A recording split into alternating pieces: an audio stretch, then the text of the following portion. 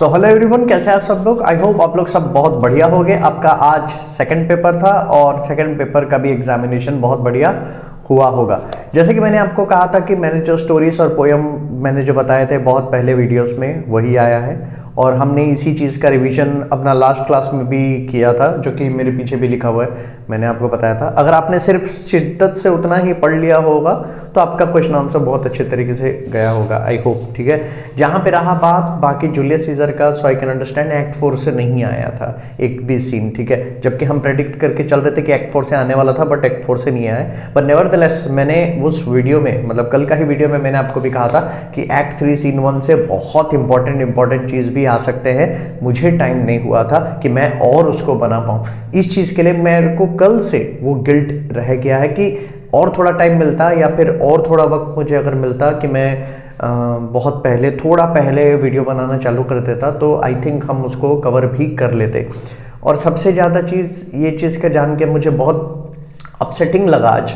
मतलब I am satisfied, I am content. Paper बड़ा easy था, to be very honest. Paper इतना hard बिल्कुल भी नहीं था, बट मैंने कहा ना, जो प्लान मैं कर रखा हूँ और मेरे को वो एग्जीक्यूट नहीं करने होता है तो मुझे, मतलब वो मेरे डिफ़ॉल्ट सेटिंग है, मुझे बड़ा गुस्सा आता है। क्यों गुस्सा आता है बताऊँ? क्योंकि यहाँ पे देखना, एक मतलब मैं बहुत आरटीसी बना के भी रखा था जो कि और अपलोड करना था। एमसीक्यू तो एक बार डिस्कस कर लेंगे, मैं तो आज मूड पे भी नहीं था बनाने का, बट स्टिल बनाया। और वो इसीलिए नहीं क्योंकि एग्जैक्ट क्वेश्चन नहीं आया बोल के नहीं। अगर आप मेरे सीरीज भी अटेंड किए होगे तो आप उस इन्फॉर्मेशन के बेसिस से आप बहुत अच्छा खासा पूरा प्ले को अटेंड कर सकते थे। ठीक है, इतना भी कोई मतलब खराब नहीं गया है, आप अच्छी तरीके से और बेहतरीन तरीके से अटेंड कर सकते थे। इस वीडियो में मैं थोड़ा अपसेट इसलिए हूँ क्योंकि मुझे गुस्सा आ रहा है एक चीज़ पे। क्यों बताऊँ? मैं बता रहा हूँ। आप यहाँ पे देखो,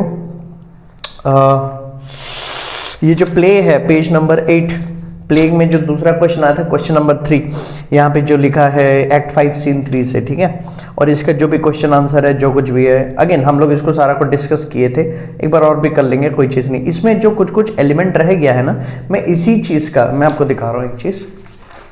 ये देखिए, मैं जब आपके लिए कुछ क्वेश्चन पेपर्स और सब बनाता हूँ ना, तो मैं आपके लिए इतना सारा चीज़ ये सब रेडी करके मैं आपके लिए रखे रहता हूँ, ताकि आपको कितना सारा हेल्प हो। और मैं एक आरटीसी अपने हाथों से खुद डिज़ाइन कर करके उसको लेके अच्छे तरीके से सिलेक्ट कर करके आपके लिए लाया, जितना मेरे से हो सका। बट सबसे ज़्यादा मेरा दिमाग क्यों ख़राब हो रहा है बताएं? बताता हूँ। बड़ा मतलब मुझे गुस्सा आता है मेरे खुद पे, मुझे और किसी चीज़ पे इतना गुस्सा नहीं आता है, बट व्हाट टू डू। एक चीज़ दिखाता हूँ, रुको। मेरे को बस एग्जीक्यूशन का एक डेली रहता है यार, मतलब हाथ में चीज़ रहते हुए जब नहीं कर पाते हैं ना, बड़ा गुस्सा आता है। तो अपना ज़िंदगी ऐसा हो गया, कहाँ गया ये नॉनसेंस। देखो, ये सब में से एक सेट है ये। ठीक है, क्योंकि भाई मैं कोई फर्जी बड़ा काम नहीं करता। पहला चीज़, मैं जब भी हम लोग मेहनत करते हैं, मेरे जितने भी बच्चे मेरे से पढ़े हैं उनसे आप सब पूछ लेना, दो ही चीज़ वो खाली बोलेंगे कि बेटा गुस्सा बहुत करता है और स्ट्रिक्ट बहुत है। बाकी और कोई चीज़ में कंप्लेंट नहीं मिलेगा कि मैं पढ़ाता नहीं हूँ, मैं नहीं आता हूँ। वो मेरा अंदर का खुद का एक है कि मैं अपना काम बेस्ट करूँ। मेरे को ये काम बहुत अच्छा लगता है, दिल से करना अच्छा लगता है, और इसमें मैं कोई कॉम्प्रोमाइज़ नहीं कर सकता। बट एक चीज़ देखो, ये जो क्वेश्चन यहाँ पे आया था आपका प्ले का सेकंड वाला पार्ट का, क्वेश्चन नंबर 3, इसके रिलेटेड में जैसे इसका क्वेश्चन है, एक क्वेश्चन मतलब जैसे लिखा है, हालांकि इजी है, आपने किया होगा, आप बोलोगे कि हाँ सर हम किया, बट मैं अपना बात बता रहा हूँ कि मैंने भी एक एग्जैक्ट आरटीसी बनाया था, बट उसको पब्लिश नहीं कर पाया। ठीक है, और मुझे अभी भी लग रहा है कि मैंने किया है कि नहीं किया, मैं ट्रैक पे भी नहीं रह पाया, बट सेट है। अभी मैं जब देख रहा था तो मेरा सुबह से मेरा दिमाग खराब हो गया कि यार क्यों नहीं हो पाया। तो देखो, इसमें जैसे क्वेश्चन लिखा है, explain the term funeral, why does Brutus not want to hold his funeral in their camp, where will his funeral be held, और बाकी सारे क्वेश्चंस भी हैं। ठीक है, अब ये जो मैंने सेट बनाया था, इसमें मैं आपको पास से दिखाता हूँ। इसमें मैंने एक्ट 5 सीन 3 का एक सेट बनाया था। ठीक है, ये देखो, एक्ट 5 सीन 3 का एक सेट। ओके, दिख रहा है? अब यहाँ पे देखना, ये जो क्वेश्चन आप जब देखोगे, मैंने उसका एग्जैक्ट वैसे वैसे बना के रखा था। ठीक है, क्योंकि मैं जब जानता हूं कि इसमें से कौन सा इंपॉर्टेंस है, कौन सा इंपॉर्टेंस चीज आ सकता है, तो मैं उसी रिलेटेड वैसा ही क्वेश्चन बना के रखता हूं। इसमें क्वेश्चन यहां पे जैसे लिखा है the speaker wanted to organize his funeral in which specific place, एक अलग स्पेसिफिक प्लेस का बात है, गिव टू रीजन, उसका रीजन भी है, I owe more tears to this dead man, डेस्ट और पे तक उसका था, उसको एक्सप्लेन करना था, मतलब इसके रिलेटेड भी एग्जैक्ट वैसा क्वेश्चन बनाया गया था। और हम लोग जितना भी हो पाया हमने डिस्कस किया है उसके थ्रू से तो आप अच्छी तरीके से कर लिए होगे, ठीक है। सो ये तो थोड़ा मैं गुस्सा हूं मेरे खुद पे, वो अलग बात है कि और हम आरटीसी कर पाते, मैं सिर्फ 15 आरटीसी आपके लिए ले पाया, और आरटीसी हमारा आ पाता तो which is well and fine, ठीक है। जहाँ पे मैंने स्टोरीज और पोएम जो कहा था वो एग्जैक्टली सेम आया था, कोई बात नहीं। और दूसरा चीज़ भाई, तुम लोग यहाँ पे जो लोग भी कह रहे हैं कि भाई हमें पता था कि ये आता है, अरे पता था तो तुम आके क्यों बता रहे हो? क्या मैं तुम लोग के लिए बनाया हूँ? अगर पता रहता तो, अगर मैं कल को जाके नोटिस बोर्ड में यहाँ पे सरकार कल को नियम बना दे कि यहाँ पे आप आके जान लो ये एक नोटिस बोर्ड है और यहाँ पे सबके पापा का नाम लिखा है और जिसको अपने पापा का नाम जानना है वो आ जाओ और इस नोटिस बोर्ड में देखो, तो तुम लोग वहाँ पे अपना पीडीएफ में वो नाम सर्च करने जाओगे? ये तुम्हें पता नहीं है, तुम्हें तो पता होगा ना भाई। तो तुम वहाँ रिलैक्स रहो ना, मैं तुम्हारा बात नहीं कर रहा हूँ जिनको पता है। तुम लोग अपने ऐशो आराम सुख सुविधा जिंदगी में बैठे हुए हो तो तुम्हारे लिए बड़ा आसान है कहना। मैं उन बच्चों के लिए वीडियोस भी लेके आता हूं, मैं उन तक भी पहुंचना चाहता हूं जिनके पास गाइडेंस के नाम पे कुछ भी नहीं है। क्योंकि आपको ये अगर इंफॉर्मेशन मिला जो कुछ भी, कि हाँ सर ये तो पीवाईक्यू से आता, ये आता, भाई आपको समझना पड़ेगा कि यहाँ पे इक्वालिटी या इक्वल लेवल पे सब नहीं खेल रहे हैं।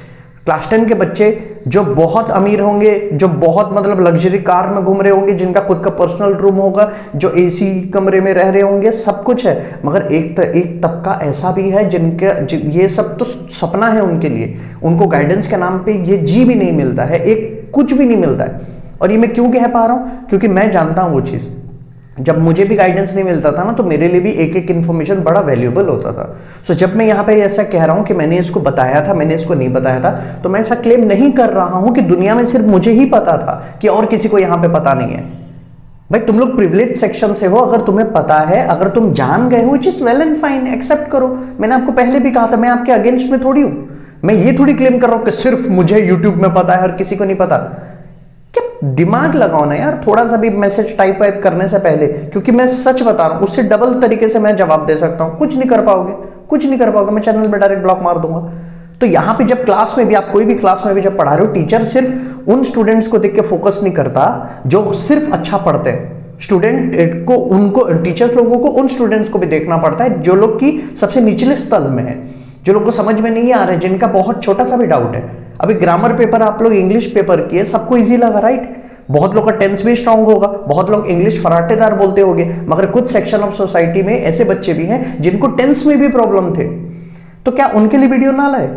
तो भाई सबके लिए लाया जाता है, हम एक टीम में हैं। आप ऐसे बात मत करो ना कि हाँ मैं आपके अगेंस्ट में हूं या मैं आपका इंटेलिजेंस को चैलेंज कर रहा हूं। मैंने तो ऐसा नहीं किया, मैं तो आपके लिए ही यहाँ पे खड़ा हूं, राइट? और मुझे अच्छा इसलिए नहीं लगता है कोई भी चीज का, क्योंकि सीधी सी बात है, आपको देखो अच्छा लग रहा है, आप प्लीज देखो, क्योंकि आपके लिए ही है। आपसे कोई पेमेंट थोड़ी ले रहा है। इतने सारे और भी यूट्यूबर्स हैं, आप उनका भी चैनल देखो, कोई उसमें बुराई नहीं है। बस आपको इतना समझ में आना चाहिए कि मैं आपके साथ हूं, मैं आपके अगेंस्ट नहीं हूं, हम दोनों एक ही टीम में हैं, हम अलग नहीं है। तो अगर भी एक चीज आपको आता है, सो बी हम्बल ना, हम्बल रह जाओ कि हाँ यार मुझे आता है, कोई बात नहीं। उनके लिए ये इंफॉर्मेशन यूजफुल हो सकता है जिनको ये चीज नहीं पता। कॉमन सेंस लगाओ यार, थोड़ा सा भी कॉमन सेंस लगाओ, ठीक है? और ऊपर से जितना लोग भी, मतलब आप लोग देख रहे हो, आपका कमेंट, मैं सबका कमेंट पढ़ता हूँ, मैं सबका कमेंट पढ़ के मैं चाहता हूँ, दिल से चाहता हूँ कि मेरा इंटरनेट 24 घंटा ऑन रहता है। आपके जब भी मैसेज आता है, सिर्फ मैं सो गया रहता हूँ तब नहीं, बाकी जब भी टाइम में आता है मैं आपका मैसेज सारा रिप्लाई करता हूँ, क्योंकि मैं चाहता हूँ कि आपको लास्ट मोमेंट तक हेल्प कर सकूँ, जितना तक मैं हेल्प कर सकता हूँ, ठीक है? क्लियर है? तो थोड़ा सा संभल के करेंगे, और गुस्सा है मेरे को, बट इट्स ओके। अब यहाँ पे एक बार एमसीक्यू फटाफट एक बार डिस्कस कर लेते हैं। वैसे भी एमसीक्यू उतना नहीं करना है, ये तो पता है आपको, ऑलरेडी आंसर इसका जानते हैं, और इसमें ज़्यादा कुछ नहीं है।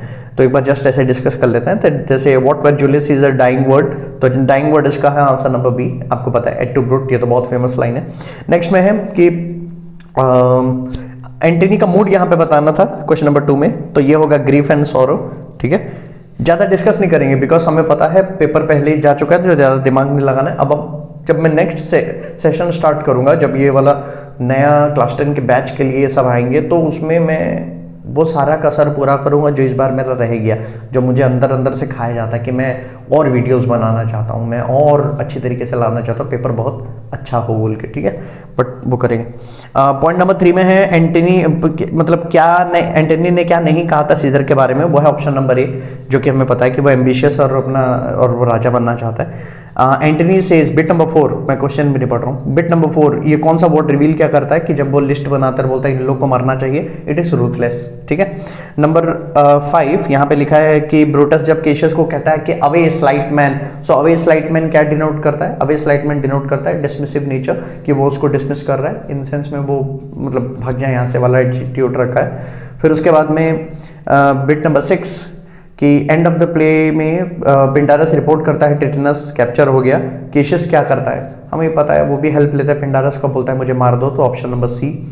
और नंबर 7 कि मार्टिन क्या डिसलाइक करता है एलिवेटर के बारे में, वो उसका साइज के बारे में कहता है क्योंकि बहुत कॉम्पैक्ट रहता है, बहुत छोटा सा रहता है, so that is it. Next number 8 में फोटोग्राफर का, इसमें सीरीज आपको बोलना है, तो इसमें से देखो ज़्यादा दिमाग नहीं लगाना है, बहुत इजी है कि सबसे पहला इवेंट क्या हुआ, उसके बाद सेकंड थर्ड फोर्थ आपको अरेंज करके ऐसा सीक्वेंस में इसको सजाना है, क्रोनोलॉजी में इसको लगाना है। तो यहाँ पे आपका जो बिट नंबर 8 है वो आप उसका आंसर होगा बिट नंबर बी, क्योंकि आप अगर इन चारों में से सिर्फ एक ऑप्शन पकड़ लो, बिट नंबर 4 मतलब ऑप्शन नंबर 4 सेंटेंस नंबर 4, तो वहां पे देखो the author wanted to have his photograph taken, ये सबसे पहला चीज होगा कि फोटोग्राफ लेने आया था, सो ऑप्शन नंबर बी, 4 को पहले रखेंगे, बाकी सब अपने जगह में।